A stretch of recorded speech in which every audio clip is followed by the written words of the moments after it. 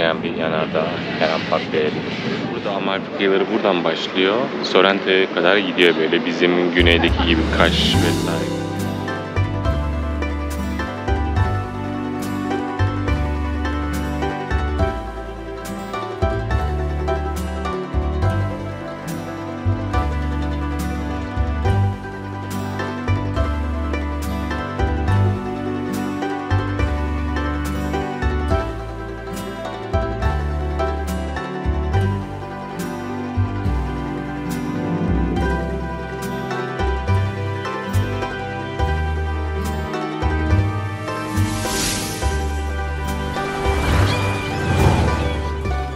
Herkese merhabalar. Bize tekrar günaydın. Kahvaltımızı ettik. Salerno kıyılarına gidiyoruz. Yalnız ben cidden dünden beri bayağı çok kırığım yani. Bugün bile kendimi çok iyi hissetmiyorum ama gene de çıktım. Bugün Amalfi kıyılarına doğru gidiyoruz. Şimdi buradan metroya atlayıp tren istasyonuna, oradan trene atlayıp direkt Salerno'ya. Görüşürüz. Merkez istasyona giderken küçük bir pazar bu.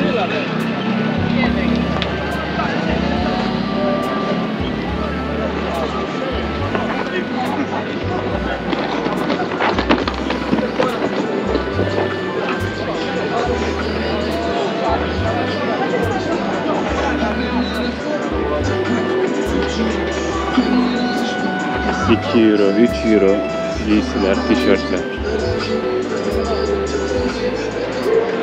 Apartman resmen şato gibi şeyin üzerinde duvarı. €1. Vintage.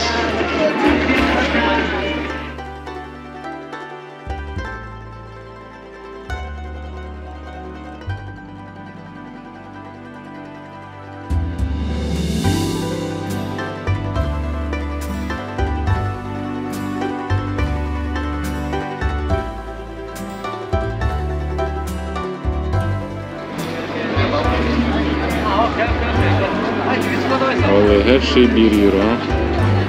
Şurada €2, burada €1. He? Je sais pas moi.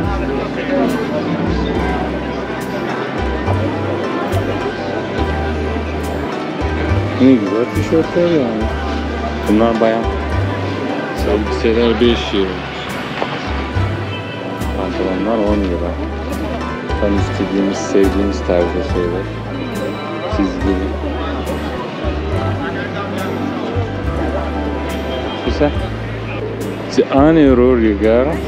€1. Regarde cette chemise. Ouais.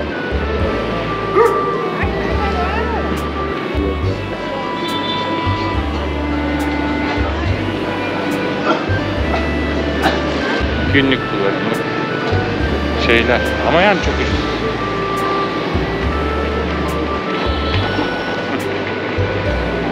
Zaten bu istasyon bölgesi gibi.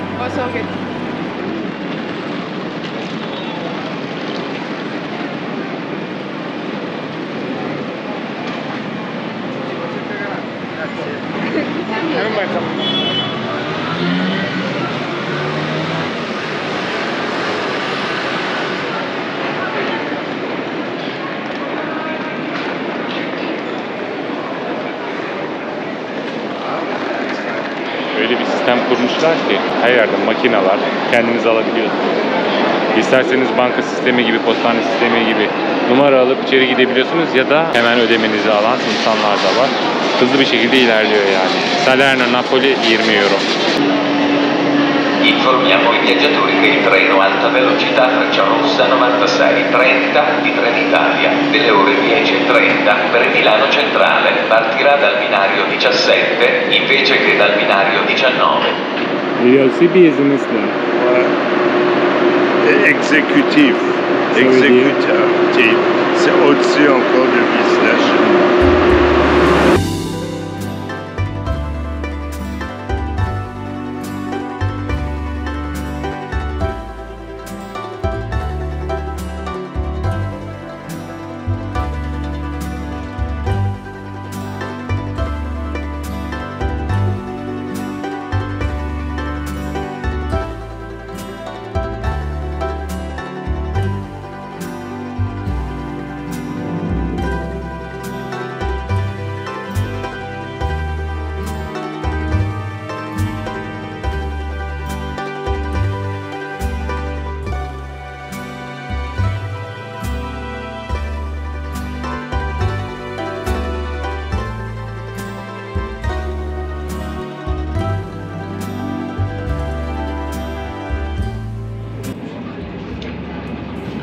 Vezüv'ü görüyoruz arkada.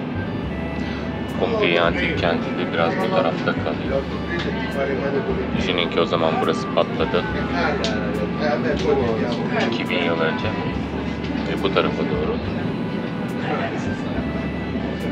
küllerini püskürttü. Hemen diğer tarafında da aldığında Herkülenyum adı altında bir köy var. Zengin bir köy. Orası zaten direkt lavlar altında kaldı. Ve burası yaşayan bir yanardağ, her an patlayabilir. Ve çevresi tamamen yerleşimle kaplı. Yani her yerleşimin olmadığı bir yer yok.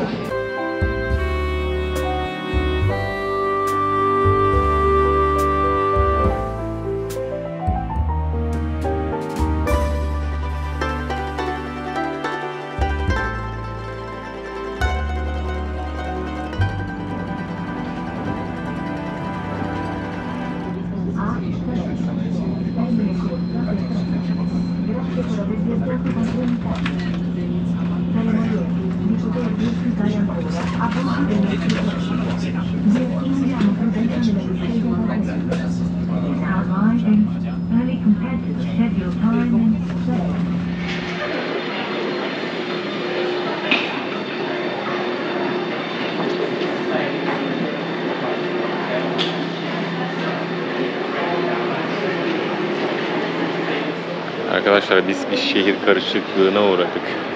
Burası Salerno. Biz normalde Sorrento'ya gitmek istiyorduk ama yanlış oldu. Yani burada Amalfi kıyıları buradan başlıyor. Sorrento'ya kadar gidiyor böyle. Bizim güneydeki gibi Kaş vesaire, Kalkan o şekilde devam ediyor buradan. O Positano falan. Ama oralara buradan nasıl geçebiliriz bilmiyorum. Bakalım bir yolunu bulabilirsek geçeriz belki ama yanlış şehirdeyiz. Sorrento'ya gidecektik biz. Sorrento biraz daha böyle falezli bir yer. Falezlerin olduğu bir şehir. Buranın çok özel olduğunu zannetmiyorum. Bunu trende fark ettik ama artık geç oldu. Oy saçma.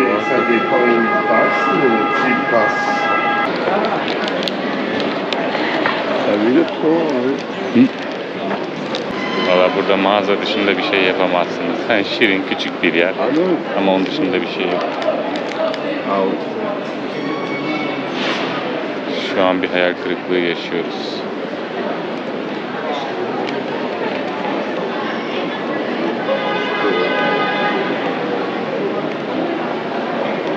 Resmen hayal kırıklığı yaşıyoruz burada şu an. Yani hiçbir özelliği yok.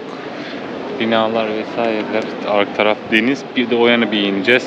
Özgürlük Meydanı varmış. Bir oraya gideceğiz. Bakalım ondan sonra bitiyor herhalde burası. Yani çok bir şey yok. Etrafı dağlarla çevrili minnak bir şehir. Allah'ım nasıl bu hataya düştük?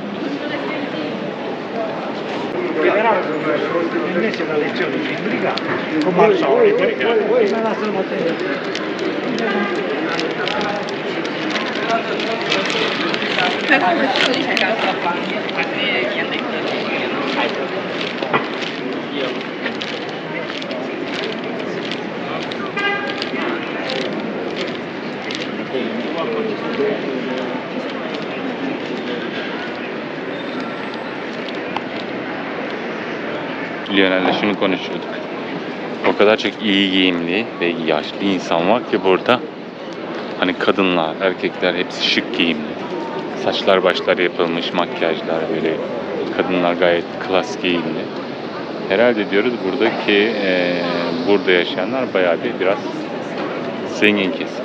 Biraz üst tabaka. Farklı bir yapısı var yani. Napoli ile hiç alakası yok. Görünen o. Ya bir de belki küçük olmasının da getirdiği bir etki mi vardır bilemiyorum ama giyime kuşama yansımış yani her şeye.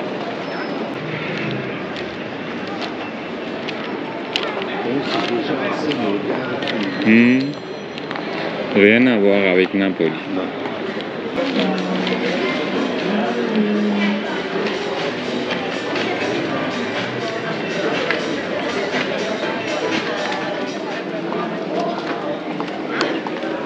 Sta divertendo.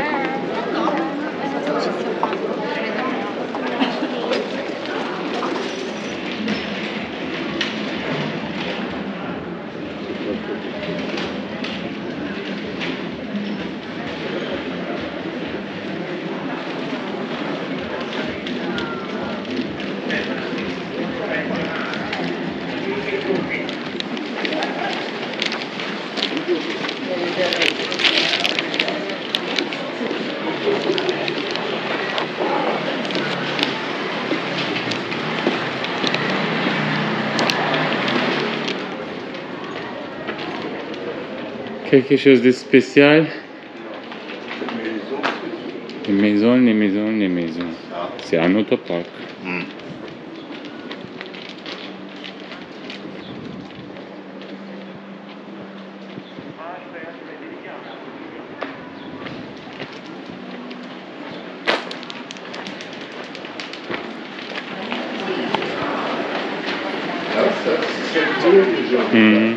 Très beau. Très belle. Cette rue-là.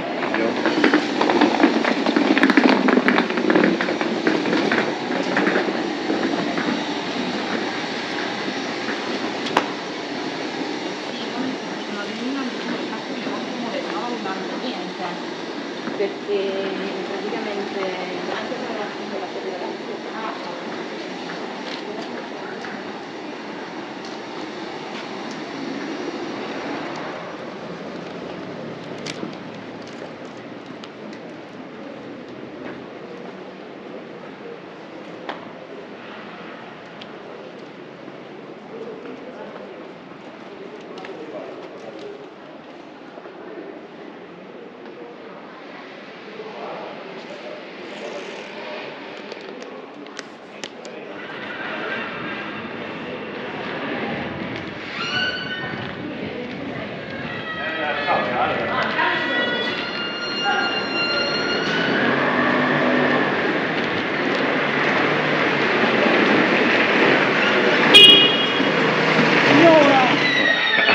Ça c'était...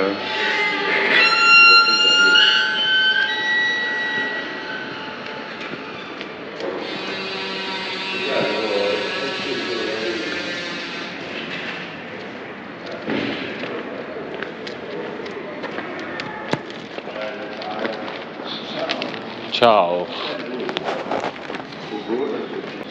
Duomo diyorlar. Yani katedral.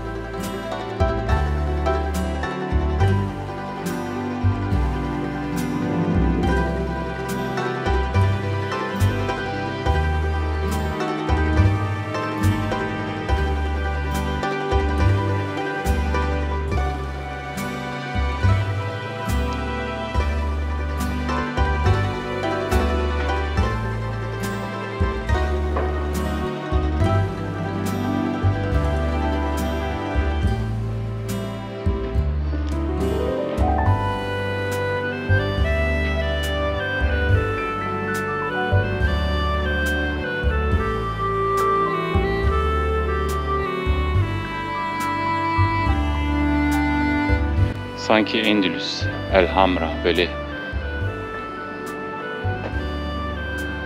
o dönemin şeylerini barındırıyor bu. Kemerli yapılar, ince ince.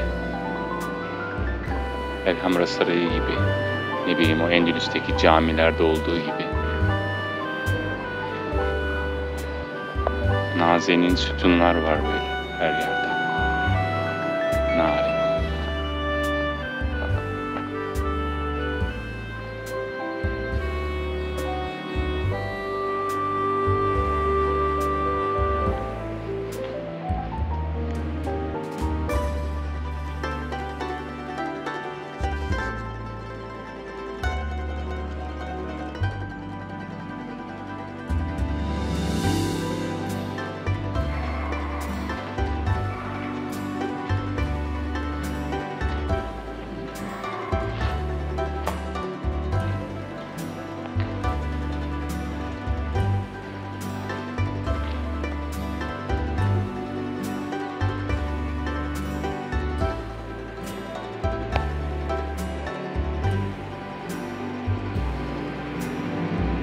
Kilise 11. yüzyıldan kalmış. Ama içeriye biletle sokuyorlar. İçeri girmek istedim. Dediler biletto, biletto, biletto. Katedrale dahi biletle giriliyor yani. Öyle bir şey yok. Lionel içeri girmiş, bulunmuş. Kız oradan diyor, ben arkadaşınız mı içeride diyor. Ben de biletto dedim diyor. Ama içeri girdi diyor. O hiç dinlemedi vallahi. Her şeye rağmen girdim. Çok pahalı bir şey değil ama katedral için, katedrali görmek için para vermek bana çok saçma geliyor. Lionel'e de saçma geliyor. O yüzden o vermedi bile hatta. O girdi, çıktı. Kız dedi ki 2 bilet mi istiyorsunuz? Yani çünkü o girip çıkmış bulundu ya. O dedi hayır 1 tane dedi benimkisi için. Ödemeyi yaptı. Kendisi için ödeme yapmadı. Fransa'da dahi yok yani böyle eski de olsa hani katedral vesaire onları görmek için para ödemiyorsunuz.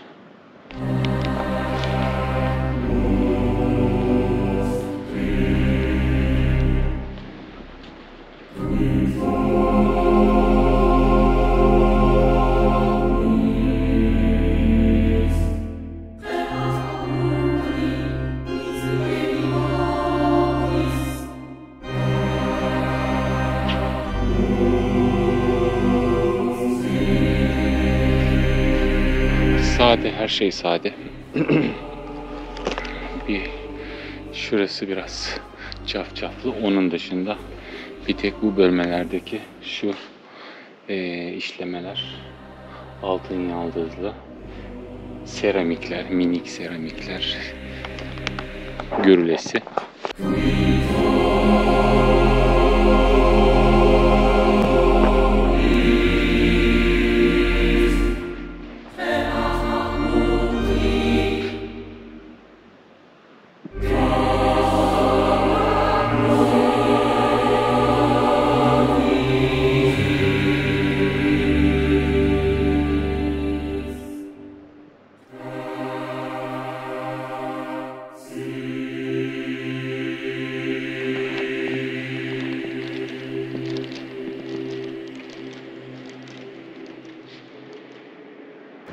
Ayasofya'daki gibi mozaikler.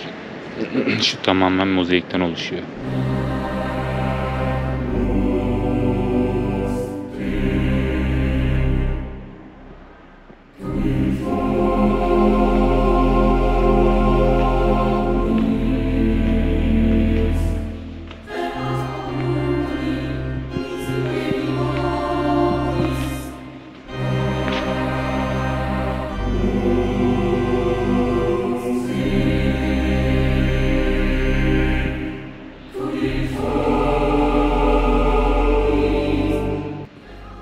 Bakın üst kısım tamamen ahşap.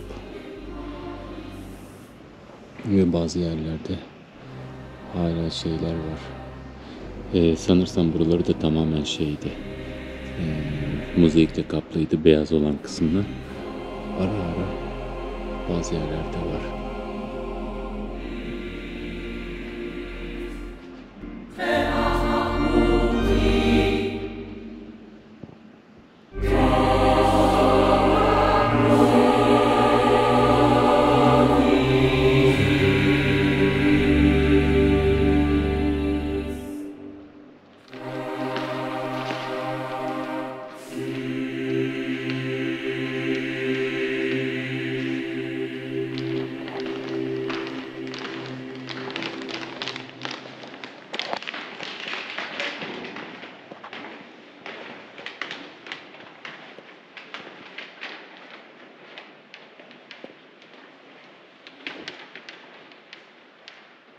Mahzene doğru inen bir yer vardı. Oraya indim. Girilip girilmediğinden de emin değilim ama böyle bir yere denk geldim.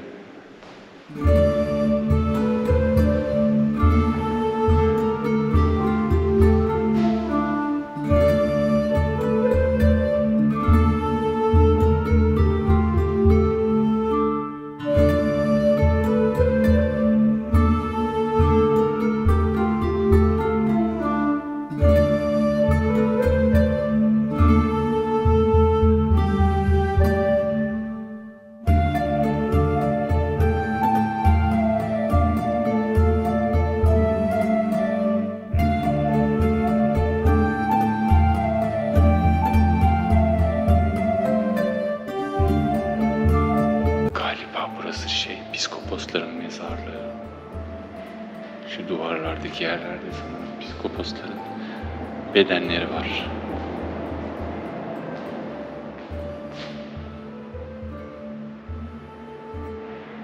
Bütün duvarlar bunlarla dolu. Katedralin altı galiba mezarlık. Piskoposlara özel. Wow. Şu tavanlara bakın.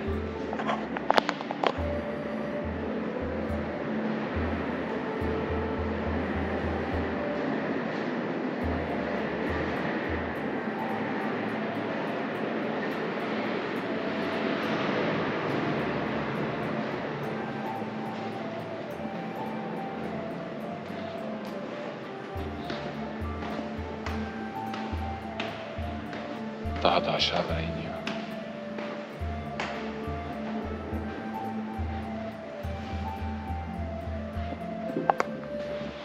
Oralar paralar atmışlar.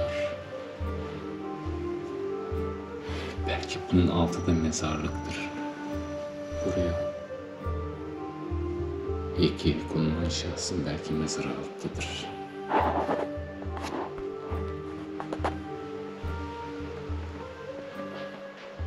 Renk cümbüşüne bakın.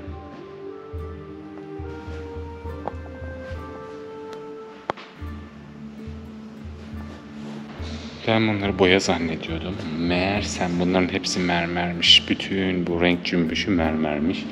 Ta ki sütunların üst kısımlarının başladığı yerin alt kısımları yani. Sütunların üst kısımlarından aşağıya kadar bütün duvarlar bu küçük farklı mermerlerle desenlendirilmiş, renklendirilmiş. Üst tavan resimler, boyama. Şu üst kısmı görüyorsunuz. Şu bölgede tamamıyla yuvarlak olan kısım mermer desenleriyle süslenmiş ama üst kısım resim. Ve burası devasa bir yer yani. O kadar çok fazla iş var ki.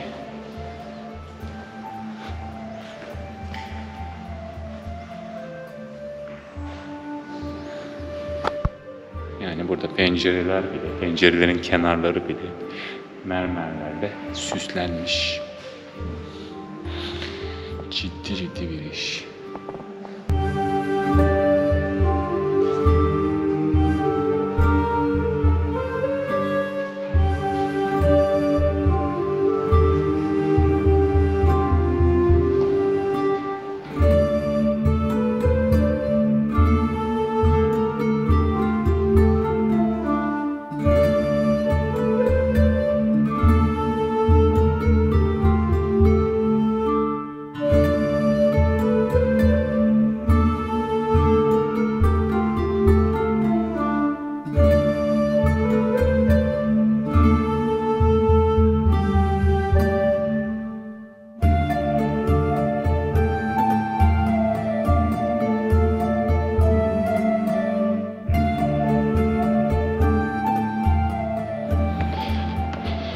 üst kısmı çok beğendiğimi söyleyemeyeceğim ama alt kısım, mahzen kısmı benim için sürpriz oldu. Evet, 1000'li yıllardan kalma bir katedral. Salerno Katedrali.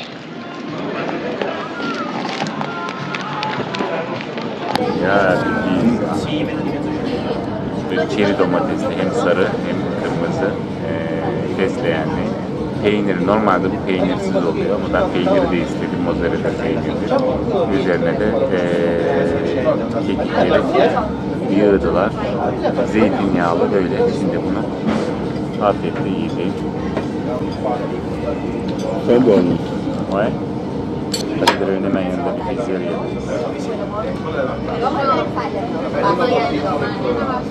Çok büyük ya pizzalar.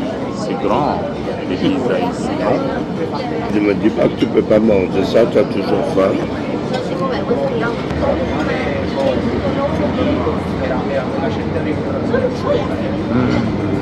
C'est bon, hein? Annem köyde pide yapar. Fırında. Gödek deriz ona biz. Yani bu hamur, o hamur. Napoliten hamur.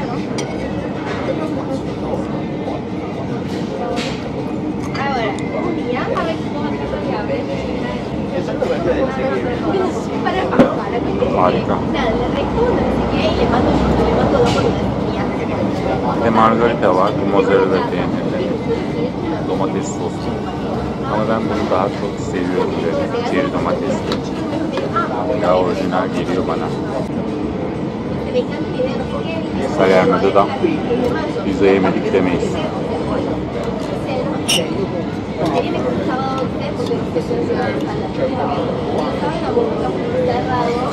Pizzamız gerçekten çok lezzetliydi. Şunu söylemek istiyorum, hangi restorana girersek girelim, hani Türkiye'de çok karşılaşmadığım bir durum. Tuvaletler, lavabolar böyle bal dök yala cinsinden tertemiz. Şunun da etkisi olabilir bunda. Türkiye'de hani neredeyse sabahtan gece yarısı 12'ye kadar böyle sürekli çalışıyoruz. Hani restoranlar çalışıyor. Sabahtan gece yarısına kadar restoranlar çalışıyor ve insanların belki temizlik yapmaya da vakitleri olmuyor. Ama burada restoranlar belirli bir saatlerde açılıyor.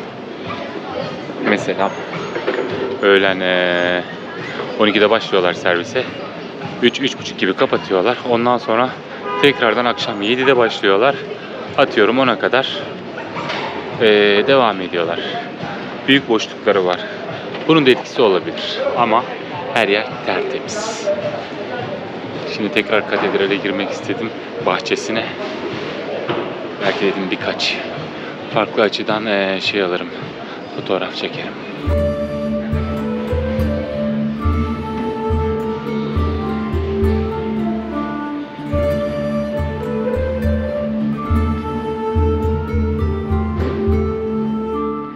Keşke diyorum şu an biraz daha vakit geçirseydim içeride.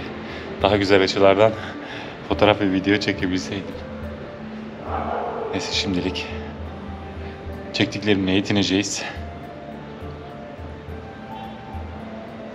Avlusunu görmek bile güzel yani. Özellikle şurada. Parça parça kalmış böyle küçük desenler var. Gösterebilirsem. Tabii 11. yüzyıldan bahsediyoruz. 11. yüzyıldan beri hiçbir şey olduğu gibi kalamaz. Yukarıda görüyorsunuz. Orijinal renkler hala duruyor parça parça.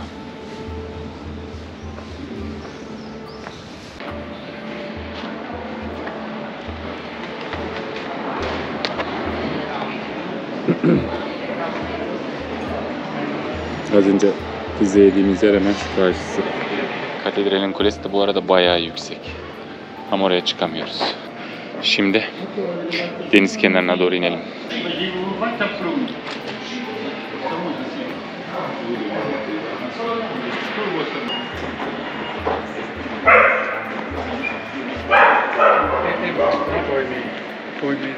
Sokakçıya bak.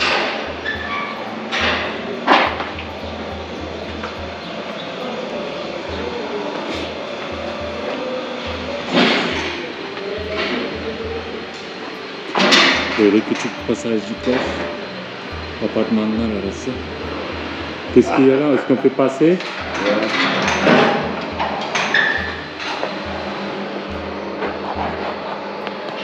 Là, c'est beau.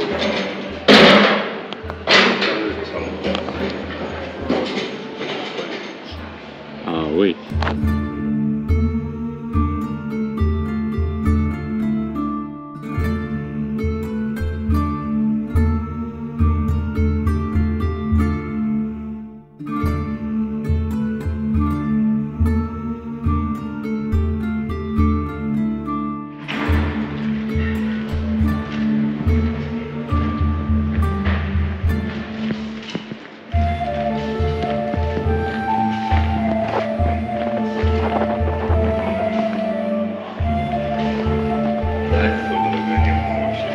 Personne ne connaît. C'est un restaurant? Stratoria. Et Stratoria, c'est la famille qui fait la cuisine. La mère ou le père.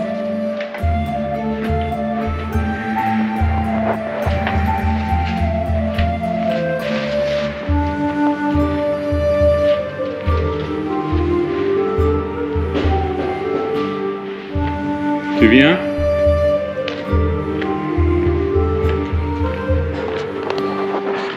Denize bir çıkamadık.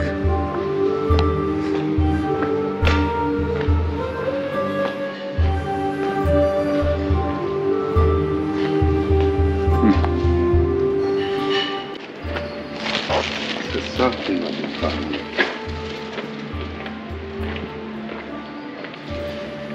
Oh yeah. Il y a partout des passages. Her yerden geçitler var, sokaklar. Apartmanlar sokakların üzerinde.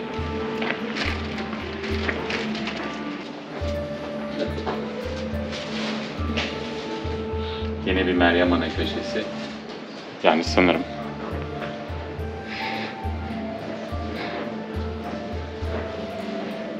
Darkare'den bahsetmeden geçemeyeceğim burada. Orada da daha önceki videomda görmüştünüz. Evler sokakların üzerinde.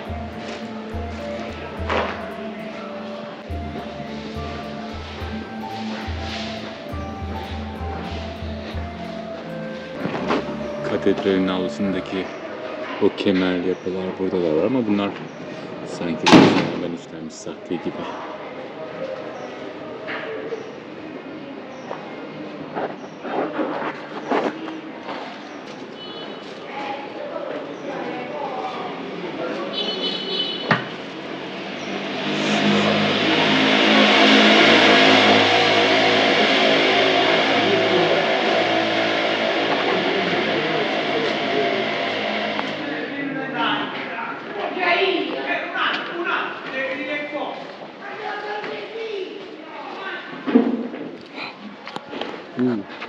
Galiba burası yine kilise altı mezarlık.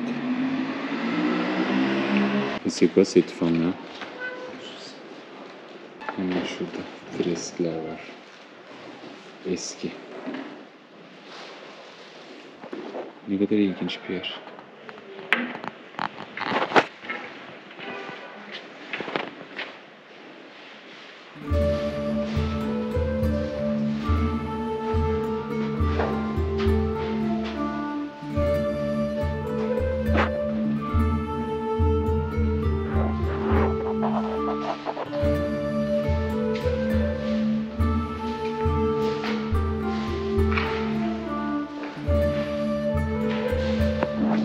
Il y a aussi des fresques, tu les vois.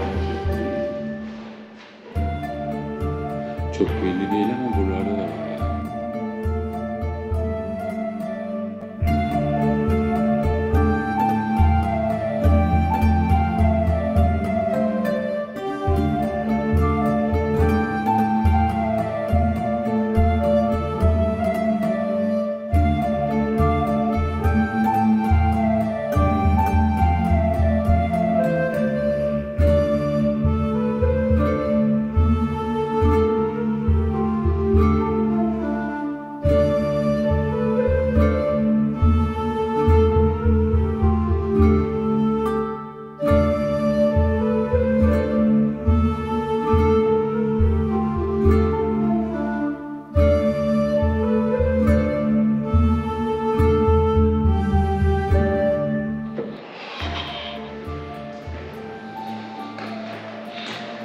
serginin de bir anlamı var ama tamamen İtalyanca, hiçbir şekilde İngilizce, Fransızca yok yani.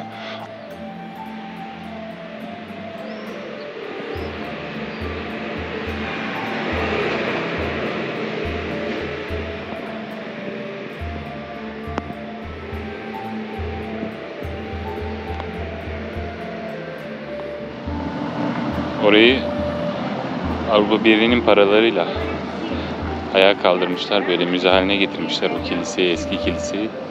Yöneldi. Hiçbir açıklama yok diyor, ne İngilizce ne Fransızca.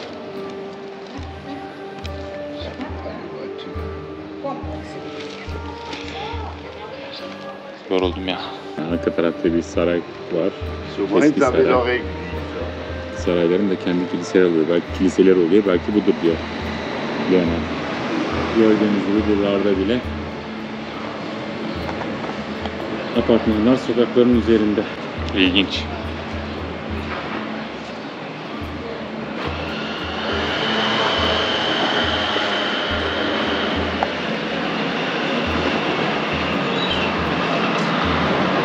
Battaniye sermişler.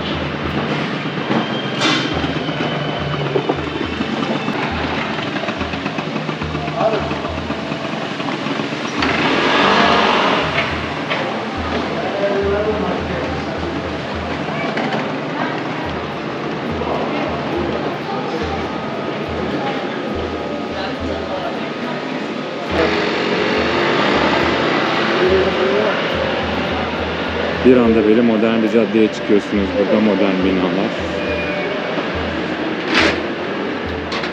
Şimdi Özgürlük Meydanı'na doğru gidiyoruz. Caddede her yer kafeler ve restoranlarla dolu. Aslında güzel bir yer. Çok büyük bir yer değil, güzel bir yer. Hani aradığınız her şey var. Zamanında Hırvatistan'a gitmiştim. Split şehri. Bana orayı anımsattı biraz. Orası tamamen taştı, evler vesaireler, ama burada daha farklı bir yapısı var.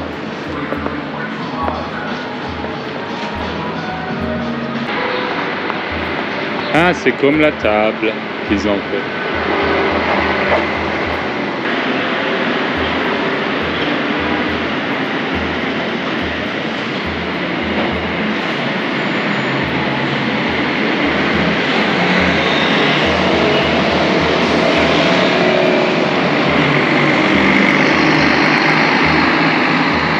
Başta her ne kadar hayal kırıklığına uğrasam da buraya gelmekten yine de gezip görülecek şeyler var burada. Tabii beklentiyle alakalı bir durumdu aslında. Biz hani o şeye doğru gidecektik, Amalfi kıyılarına doğru, o filmlerde gördüğümüz o dik yamaçlar vesaire, o rengarenk evler falan filan. Oraları göreceğimizi düşünürken şimdi kendimizi Salerna'da bulunca tabii ondan dolayı bir hayal kırıklığı yaşadık, ama tabii buranın da cazibesi var kendine göre. Tu veux pas voir ça? Non, qu'est-ce que c'est ça? C'est le toit de la maison. Non, c'est une église. Bella Minerva.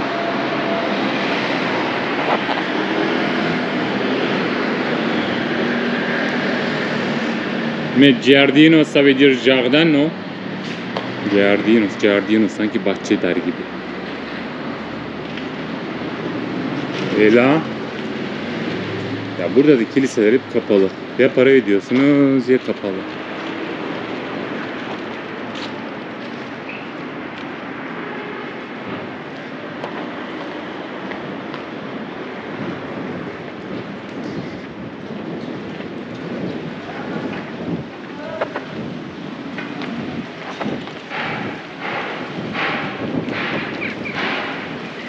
İnançsızlıktan yakınıyorlar ama her yer kapalı. Bütün kiliseler kapalı. Hemen bunun karşısında da var bir tane. Orası da kapalı. Kapıları kapatırsanız kimse gelmez. Minnak bir park. Yemyeşil.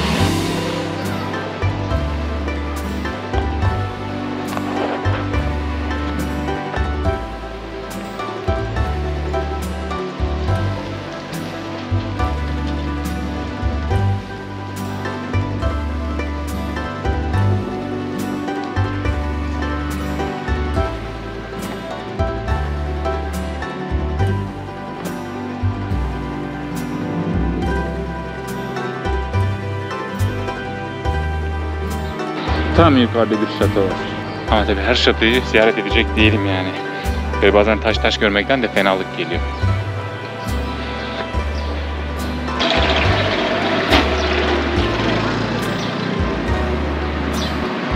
Şimdi modern bir meydan, Özgürlük Meydanı.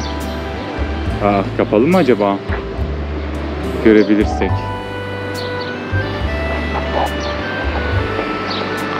Burada da sahiller tamamen parklarla çevrilenmiş. He?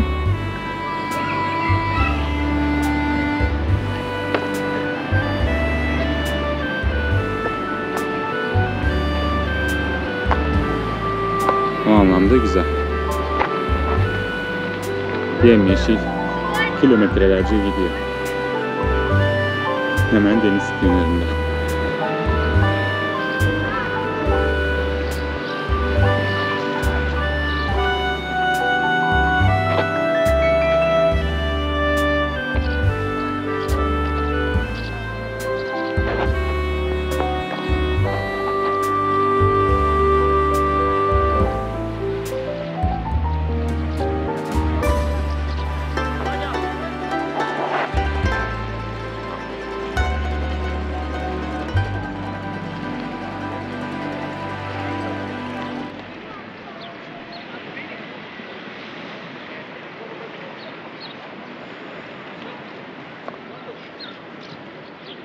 Özgürlük Meydanı da burası arkadaşlar. Modern, yarım yuvarlak, yarım daire bir bina ile çevrilmiş bir meydan hemen sahilde, liman kısmında.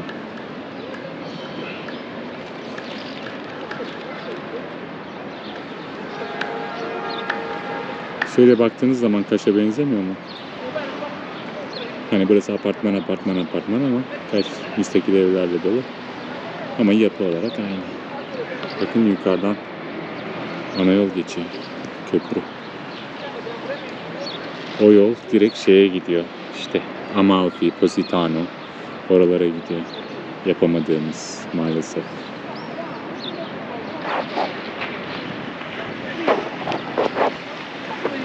Ve buradan da öyle inecek olursanız aşağılara doğru Çizme'nin alt kısımlarına doğru inmiş oluyorsunuz.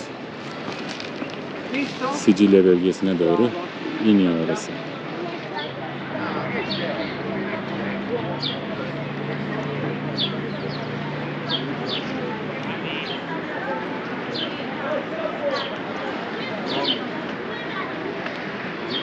İnsanlar denize giriyor, güneşleniyor. Bense vücudum kırık halde böyle şeylerle dolanıyorum, kalın kazakla bilmem neyle. Bugün çok keyfim yoktu arkadaşlar. Vücudumun kırıklığı da beni bayağı yoruyor. Bir yandan terliyorum.